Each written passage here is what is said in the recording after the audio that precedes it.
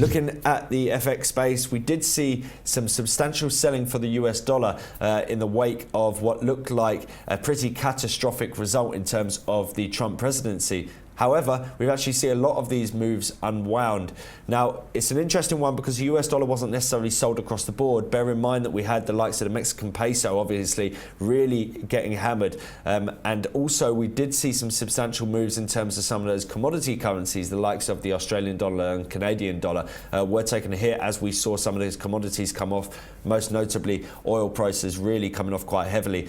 Nevertheless, if we look at it on a wider picture, generally it's a picture of dollar strength we're seeing coming in at the moment, and euro dollar really shows that very well. Euro dollar, we can see here on the wider picture, if I take it out to the weekly, continues to be within this sort of M shape that we've been watching for the last however many months, well, years. That has come to fruition through the beginning of 2015, but you can see we're in the back end of that. And whilst we did rally, we didn't take out this swing high that we've got here at, well, it's around about 113.66, something like that. We didn't take that out, and as such, that rally is being sold into.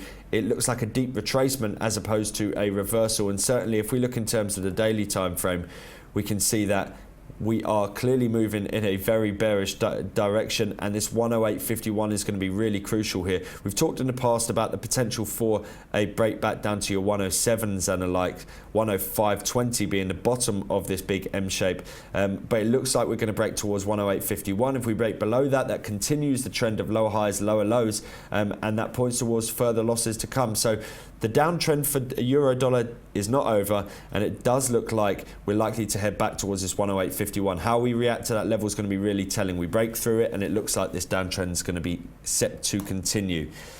Next, looking at what's happening with the Australian dollar. This is a really interesting chart to be talking about at the moment because, again, we were talking about the fact that widely it's been a sort of dollar strength story. However, we're seeing the Aussie dollar rallying really hard across the board here, and this is a real sign of potential things to come for the pair. Now you can see here on the weekly time frame we've got this descending trend line, and we've got, if I draw the bottom end of this triangle, so we've got this symmetrical triangle, and we're seeing signs of a breakout. We've been talking recently about the potential for a breakout because we were breaking on a daily time frame back above this 77.10 mark. So that was your first signal that we could be seeing a bullish breakout. We came back down once more to the 76.4, and we've rallied back up once more and broken up above 77.32. So we're gradually seeing, I mean, if we take all of these lines away, you can see that both the lows are increasing alongside the highs, and as such it's looking like a sort of inverse head and shoulders, almost a very complex one at that, but certainly it points towards the potential for a bullish breakout. The shorter term price action, this is the 4-hour chart. We can see we've broken up above 76.99. That is a bullish sign because we created this higher low alongside the higher high. That points towards a rally back in towards these previous peaks, 77.58, 77.80 and the like. But you know, bearing in mind the wider trend has certainly been one of consolidation for a long while, and that was preceded by a serious downturn. So, you know, we would need to see a significant breakout from this big area of resistance, 77.50s, 77.80s. If we can manage to break free of that, yes, you've got 78.35 up ahead, but that would point towards the potential for us to see a significant rally for the Australian at the back end of the year. Now, maybe the Australian dollar against the US dollar isn't necessarily the smartest play if you think that we're going to see further upside for the US dollar, but given the reaction we're seeing at the moment in the face of a US dollar story, certainly the Australian dollar is starting to look very attractive once more. Now finally, looking at what's happening with dollar yen, we can see that we are breaking out. Now we were talking about the potential for a bullish reversal in dollar yen.